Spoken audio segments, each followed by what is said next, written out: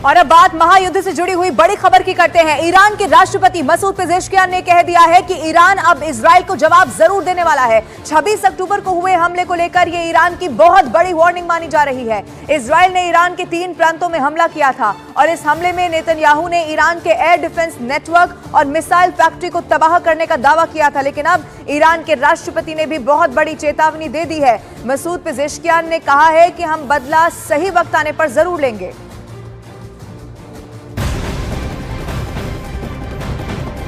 और ईरान पर इजराइल के हमले की अब सैटेलाइट तस्वीरें सामने आ चुकी हैं, जिसके मुताबिक दावा यह किया जा रहा है कि इजराइल ने ईरान के पूर्व परमाणु हथियार के ट्रेनिंग सेंटर और मिसाइल केंद्र को निशाना बनाया था। इजराइल ने ईरान के सैन्य ठिकानों पर हमला करने का बहुत बड़ा दावा किया था। अब इसकी बाकायदा सैटेलाइट तस्वीरें सामने आ चुकी हैं और ये सैटेलाइट तस्वीरें ये कहती है, इसमें दावा यह किया जा रहा है कि इजराइल ने ईरान के पूर्व परमाणु हथियार के ट्रेनिंग सेंटर और मिसाइल केंद्र को निशाना बनाया था। इजराइल ने ईरान के सैन्य ठिकानों पर हमला करने का दावा किया था। अब इसी के जवाब में ईरान की तरफ से भी वहां चेतावनी दे दी गई है। अब अगर ईरान इजराइल के खिलाफ जंग का ऐलान करता है तो उसका हश्र क्या होगा? क्या ईरान के पास इतनी फौज है और इतने घातक हथियार हैं जिससे कि इजराइल को वो कड़ी टक्कर दे सकता है? इजराइल के खिलाफ ईरान की जंगी रणनीति क्या होगी, आपको बताते हैं इस खास रिपोर्ट में।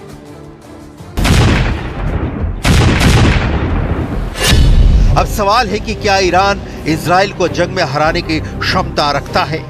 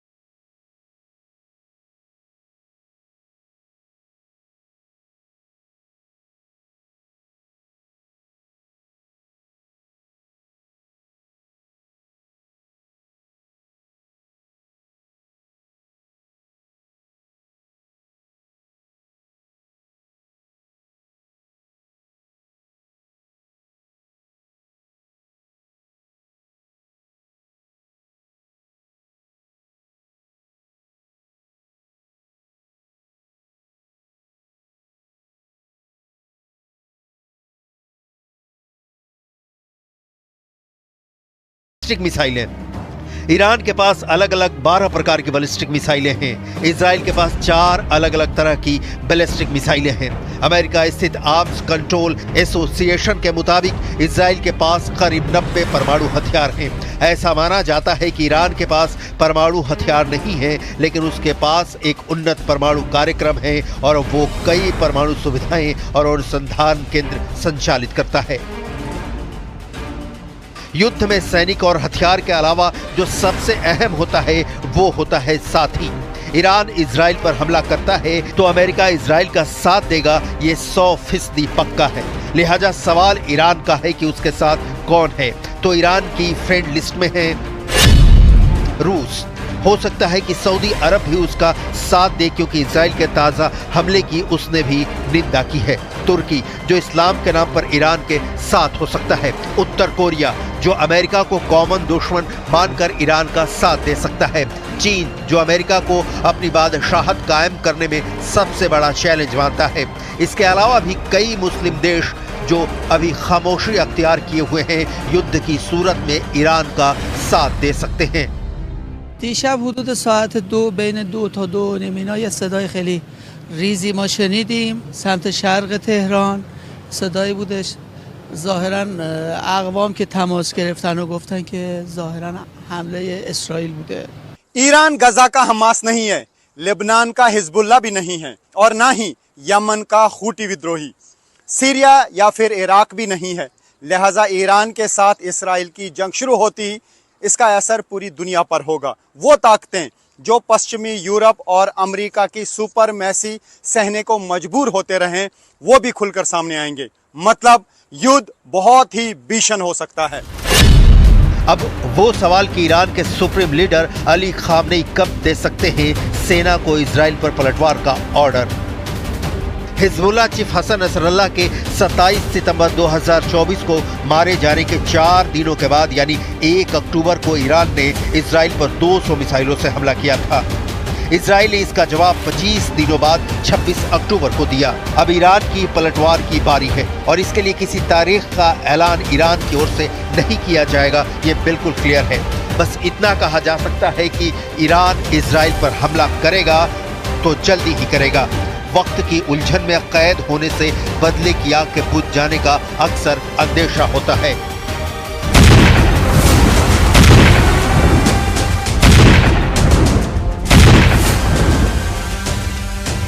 ईरानी सांसद और राष्ट्रीय सुरक्षा आयोग के सदस्य अहमद अज़ाम ने इजरायली हमलों पर कहा, हमें अपना बचाव करने का अधिकार है और हम सही समय पर जवाब देंगे। हालांकि हम एक प्रमुख सिद्धांत का पालन करेंगे। हम झिझक या जल्दबाजी में काम नहीं करेंगे। نظر شخصی من این بوده که حالا این حمله رو خیلی کوچیک انجام داده که مثلا بگه که من پاسخ دادم، نترسیدم که در اصل هیچ پاسخی ندم. یه حمله به هر حال انجام دادم، اینجوری نبوده که کاملا بدون جواب بذارم. ईरान के पलटवार की आशंका इसलिए भी जताई जा रही है कि अमेरिका के कहने पर इजराइल ने ऐलान किया था कि वो ईरान के परमाणु ठिकानों या तेल रिफाइनरी को टच नहीं करेगा, लेकिन ऐसा हुआ नहीं। इजरायली हवाई हमले के बाद कुछ सैटेलाइट तस्वीरें भी सामने आई हैं। एक अमेरिकी शोधकर्ता के मुताबिक ईरान की उस इमारत को निशाना बनाया गया जो उसके बंद पड़े परमाणु हथियार विकास कार्यक्रम का हिस्सा थी। दूसरे रिसर्चर ने बताया कि उन इमारतों को भी निशाना बनाया गया जहां ईरान बैलिस्टिक मिसाइलों के लिए सॉलिड फ्यूल मिलाने के लिए इस्तेमाल करता है। ईरान की बौखलाहट स्वाभाविक है और पलटवार उसकी परिणति होगी।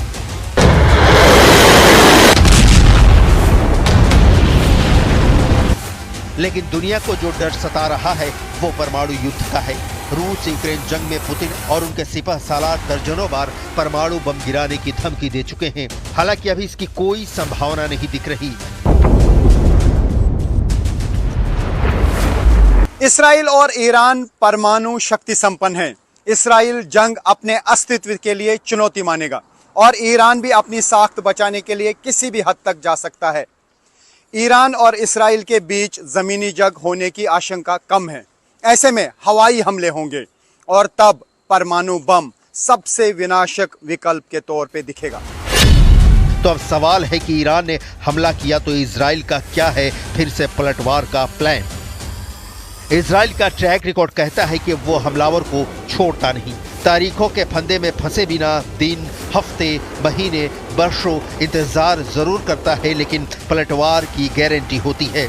यहाँ एक बात और जिसकी आशंका जताई जा रही है कि क्या इस बार ईरान के पलटवार करने पर इजराइल जवाबी कार्रवाई तत्काल शुरू कर देगा।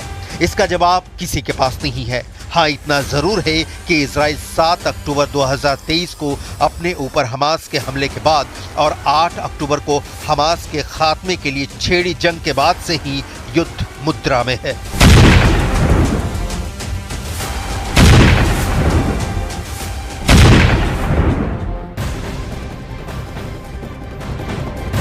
और ईरान पर हुए हमले के बाद इजराइल के प्रधानमंत्री बेंजामिन नेतन्याहू का बहुत बड़ा बयान सामने आ गया है। उन्होंने कहा है कि जो भी हमें चोट पहुंचाता है हम भी उसे चोट पहुंचाते हैं और यही हमारा सिद्धांत है। नेतन्याहू ने ईरान पर हमले को सटीक और शक्तिशाली बताया है। उन्होंने कहा कि ईरान पर हुए हमले से हमने अपने सभी लक्ष्य हासिल कर लिए हैं। बेंजामिन नेतन्याहू का यह बहुत बड़ा बयान सामने आया। ईरान पर जो हमला किया गया उसके बाद यह बयान सामने आया। ईरान पर हमला सटीक और शक्तिशाली था, हमने अपने सभी लक्ष्य हासिल कर लिए हैं, ये नेतन्याहू की तरफ से कहा गया। מי שפוגע בנו, אנחנו פוגעים בו. זהו העיקרון שהנחה אותנו עד היום, וזה העיקרון שינחה אותנו גם בהמשך הדרך. התקיפה באיראן הייתה מדויקת ועוצמתית, והשיגה את כל מטרותיה. इधर लेबनान में जहां जहां इजराइल बम बरसा रहा है वहां जबरदस्त तबाही मची हुई है। अब इजराइल के बारूदी हमले में लेबनान के कई इमारतें खंडर में तब्दील हो चुकी हैं। तस्वीरें सामने आई है लेबनान के सीडोन से, जो आपकी टीवी स्क्रीन पर अब आपको दिखाने जा रहे हैं। वहां इजराइल के हमले में कई इमारतों को नुकसान पहुंचा है। कई लोगों के मलबे में दबे होने की भी खबर है, जिन्हें रेस्क्यू किया जा रहा है। ये तस्वीरें बहुत खौफनाक हैं, डरा देने वाली हैं, क्योंकि आप देखिए सिर्फ एक जगह का हाल नहीं है। लेबनान के कई सारे इलाके अभी ऐसे हैं जो खंडर में तब्दील हो चुके हैं, मलबे में बदल चुके हैं, क्योंकि यहाँ पर एक के बाद एक ताबड़तोड़ हमले इजराइल की तरफ से किए जा रहे हैं। ये सीडोन से तस्वीरें सामने आई हैं। आप देखेंगे क्या मकाने, क्या दुकान, सब कुछ इस वक्त तहस नहस हो चुका है। और ऐसे में बताया ये भी जा रहा है, जो मलबे का ढेर आपको दिखाई दे रहा है, इसमें कई लोगों के दबे होने का भी अंदेशा है, यानी कि लोगों को भी नुकसान पहुंच रहा है। उसके अलावा कैसे इमारतें भी जमींदोज हो जा रही हैं, पूरा का पूरा इलाका बर्बाद हो चुका है, इन तस्वीरों में देखा जा सकता है।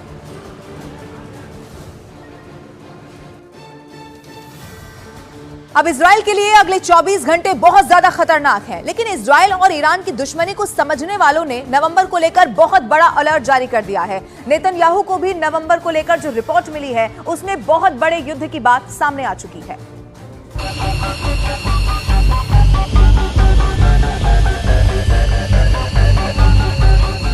यह है सुरमई रंग का F-15 फाइटर जेट। ये इजराइल का जेट है जो ईरान पर हमले के लिए टेक ऑफ करने जा रहा है। ये है हरे और पीले रंग का F-16। ये भी ईरान पर 26 अक्टूबर वाली एयर स्ट्राइक के लिए तैयार है। इजराइल के ये दोनों फाइटर जेट ईरान की तरफ उड़ान भरने के लिए तैयार हैं। ये दोनों उड़ते हैं और फिर तेहरान के आसमान में दिखता है इनका एयर स्ट्राइक का रिजल्ट। ईरान का दावा है कि बहुत से हमले रोक लिए गए, नुकसान बहुत मामूली हुआ, लेकिन इजराइल के हमले ने दुनिया को डरा दिया है। 1 अक्टूबर 2024 को ईरान ने इजराइल पर 200 मिसाइल फायर की। 26 अक्टूबर 2024 को इजराइल ने ईरान पर जवाबी अटैक किया। अब सवाल है कि ईरान काउंटर अटैक अक्टूबर में ही करेगा या नवंबर तक इंतजार करेगा। مطلب دوم مربوط به این حرکت شرورانه است که دو شب پیش اینجا انجام دادن. خب یه غلطی کرد، خودشون هم البته بزرگنمایی میکنن، بزرگنمایی اونا غلطه، اما توجه داشته باشید کوچک انگاری اون هم غلطه. اینی که ما بگیم نه این چیزی نبود، اهمیتی نداشت فلان. इजराइल के मिशन में 100 से ज्यादा फाइटर जेट शामिल हुए। सबके टारगेट अलग अलग थे, लेकिन मिशन एक था और वो था ईरान पर सबसे खतरनाक एयर स्ट्राइक। क्या ये मुमकिन हो पाया? वॉर रूम में बैठे नेतन्याहू से बहुत से सवाल पूछे जा रहे हैं कि क्या वाकई ईरान पर हुआ हमला कामयाब मिशन कहा जाएगा? שעות הבוקר המוקדמות של יום שבת קיימנו את הבטחתנו. חיל האוויר תקף ברחבי איראן. פגענו קשות ביכולת ההגנה של איראן וביכולתה לייצר טילים שמכוונים כלפינו. כל זה בא אחרי שבחודשים האחרונים פעלנו באופן שיטתי, על פי תוכנית סדורה, לקצץ את זרועות התמנון של איראן, חיזבאללה וחמאס. שלשום פגענו בראש התמנון, המשטר האיראני. ईरान क्या सोच रहा है?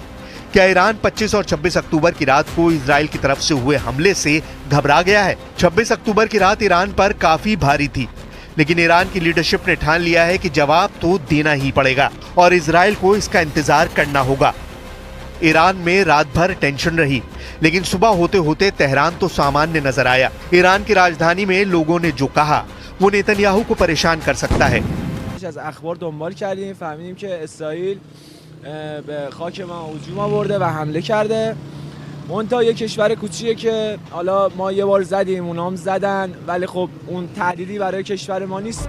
ईरान बहुत अच्छी तरह जानता है कि इजराइल की ताकत उसकी वायुसेना में है, उसके फाइटर जेट्स में है, उसमें फिट किए जाने वाले बम और मिसाइल में है। यह है इजराइल का F-16 फाइटर जेट, जो रात में ही ईरान पर बमबारी के लिए तैयार कर लिया गया था। इसी फाइटर जेट ने गजा और लेबनान में भारी तबाही मचाई है और अब ये ईरान के खिलाफ मिशन के लिए तैयार किया गया। इजराइल का एक एक लड़ाकू विमान इशारा करता रहा है कि वो तेल अवीव की तरफ आंख उठाने वाले को बख्शेगा नहीं। מי שפוגע בנו, אנחנו פוגעים בו. זהו העיקרון שהנחה אותנו עד היום, וזה העיקרון שינחה אותנו גם בהמשך הדרך.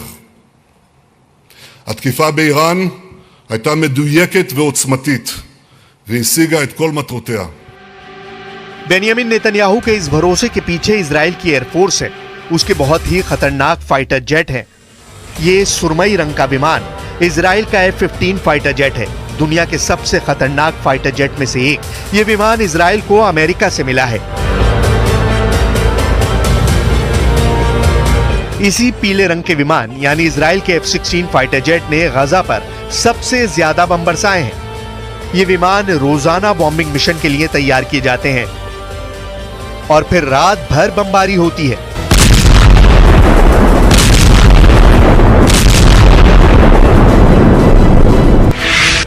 F-16 अमेरिका का सबसे ज्यादा बिकने वाला फाइटर जेट है। ये 2200 किलोमीटर तक की रफ्तार से उड़ सकता है। ये फाइटर जेट 900 किलोमीटर की रेंज में ऑपरेट कर सकता है। इस विमान में बहुत ही आधुनिक रडार और सेंसर लगे हुए हैं। F-16 मल्टी रोल फाइटर है, यानी ये विमान पर भी अटैक करता है और दुश्मन के जमीनी टारगेट को भी तबाह करता है। यह ऐसा सिंगल इंजन वाला फाइटर जेट है जो बहुत ही भरोसेमंद माना जाता है और ये 50,000 फीट की ऊंचाई तक ऑपरेट कर सकता है। ये विमान गजा और बेरूत में कैसे बमबारी कर चुके हैं उसका एक ट्रेलर देखिए। इसी फाइटर बॉम्बर ने गजा की कई मल्टी स्टोरी बिल्डिंग चंद सेकंड में पूरी तरह गिरा दी थी। इस बम से इसराइल ने गजा में भी तबाही मचाई है। यही इस वक्त गजा और लेबनान के खिलाफ सबसे बड़ा खलनायक बना हुआ है। इसराइल ने यही फाइटर ईरान के खिलाफ भी इस्तेमाल किया है। इजराइल और ईरान के बीच इस वक्त हालात बहुत ज्यादा तनावपूर्ण बने हुए हैं। कभी भी दोनों देश एक दूसरे पर जबरदस्त हमला कर सकते हैं। अब इजराइल के पास सबसे बड़ी ताकत उसकी वायुसेना ही है, तो ईरान भी इजराइल को हर मोर्चे पर चुनौती देने के लिए तैयार बैठा है। इसका मतलब यह हुआ कि दोनों देशों के बीच जारी युद्ध अब कभी भी भयावह और ज्यादा विकराल हो सकता है। F-15 और F-16 इजराइल के ये दोनों विमान उसके मजबूत विकल्प रहे हैं, लेकिन इसके अलावा F-35 भी है, जो ईरान को देखते हुए इजराइल का सबसे खतरनाक फाइटर माना जाता है। ईरान भी जानता है कि इजराइल के इस फाइटर जेट को रोकने के लिए उसके पास पुख्ता एयर डिफेंस सिस्टम की कमी है। इस वक्त इजराइल और ईरान के बीच तनाव बहुत बड़े युद्ध की शुरुआत कर सकता है। दोनों एक दूसरे पर हमले कर चुके हैं और सवाल उठ रहा है कि क्या आगे ये युद्ध और तेज होगा? क्या इजराइल और ईरान के बीच युद्ध इस महीने के खत्म होते होते लाल अक्टूबर का दर्जा देगा, या फिर नवंबर की शुरुआत दोनों मोर्चे पर खून की नदियां बहाने के लिए की जाएंगी? ये डर पूरे पश्चिम एशिया में फैल गया है कि ईरान और इजराइल का युद्ध नवंबर में एक बहुत बड़ी जंग में तब्दील हो सकता है। अब दुनिया के इस हिस्से में देशों ने अपना कैंप चुनना शुरू कर दिया है और ईरान के लिए सबसे बड़ी खबर तुर्की से आई है। İsrail saldırganlığının hedefi olan komşumuz İran'a ve İran hükümetine geçmiş olsun dileklerimi iletiyorum. Batılı güçler tarafından iyice şımartılan Siyonist İsrail hükümeti bu tarz saldırılarla bölgesel bir çatışmanın fitilini ateşlemeye çalışıyor. इसमें कोई शक नहीं, ये युद्ध शुरू हुआ तो यूक्रेन से भी ज्यादा खतरनाक वेपन इस्तेमाल होंगे, क्योंकि अब रूस ने भी खुल्लम खुल्ला ईरान का साथ देना शुरू कर दिया है। लेकिन दूसरी तरफ बाइडेन है और बाइडेन की पूरी कोशिश है कि इसराइल के हथियारों की धार कम न हो। इजराइल के हमले पूरी तरह कामयाब ना हो, इसके लिए ईरान ने अपना अरमान मिसाइल डिफेंस सिस्टम एक्टिव कर दिया था और यह अब भी रेड मोड में चल रहा है। और यही वजह रही कि इजराइल ने 26 अक्टूबर वाले अटैक के लिए एक प्लान बनाया। प्लान ये कि फाइटर जेट्स ईरान की हवाई सरहद में दाखिल हुए बिना उस पर अटैक करेंगे। ईरान के इंजीनियर दावा करते हैं कि ये स्टेल्थ विमानों को भी ट्रैक करके गिरा सकता है। ये 360 डिग्री में अपने टारगेट को ट्रैक करता है। 200 किलोमीटर की ट्रैकिंग रेंज में इससे किसी भी हवाई टारगेट का बचना मुश्किल है। जब टारगेट 120 किलोमीटर की रेंज में होता है तो इसकी मिसाइल उसे मार कर गिरा सकती है।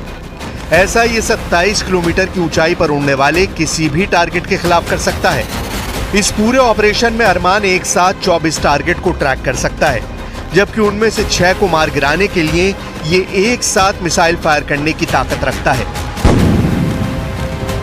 ईरान का दावा है कि अरमान डिफेंस सिस्टम कंप्लीट पैकेज है, जो बैलिस्टिक मिसाइल के साथ anti radiation missile, cruise missile, guided bomb, helicopter और ड्रोन को गिराने के लिए 2024 में ही तैयार किया गया है। ईरान ने 17 फरवरी 2024 को अरमान मिसाइल डिफेंस सिस्टम पूरी दुनिया को दिखाया था। ईरान का दावा है कि यह पूरा सिस्टम 3 मिनट में तैनात किया जा सकता है और इसकी मिसाइल 20 सेकंड के अंदर अपने टारगेट को पहचान कर उस पर अटैक करने के लिए दागी जा सकती है, फिर चाहे टारगेट स्टेल्थ विमान ही क्यों ना हो।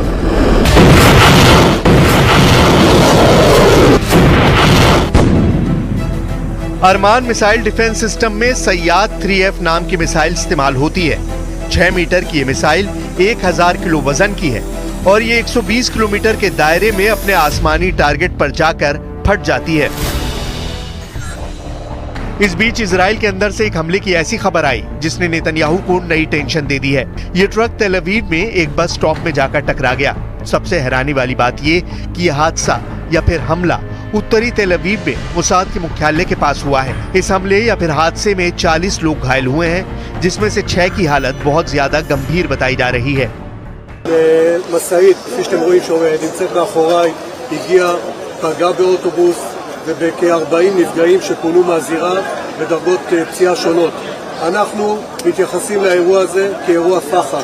זהות המחבל עדיין לא ידועה, ככל הנראה गजा में तबाही और लेबनान पर जारी हमलों के बीच ईरान और इजराइल के बीच युद्ध रोकने की कोशिश लगातार जारी है। बाइडेन से लेकर पुतिन तक सबने मोर्चा संभाला हुआ है, लेकिन तेल अवीव से लेकर तेहरान तक हर 24 घंटों में चीजें इतनी बदल जाती हैं कि युद्ध आउट ऑफ कंट्रोल हो जाता है। ये बात नेतन्याहू भी जानते हैं और ईरान के सुप्रीम लीडर अली खामेनेई भी कि युद्ध शुरू करना उनके कंट्रोल में है, लेकिन इसका अंत कौन करेगा, इसका अंदाजा इन दोनों लीडर्स को भी नहीं है।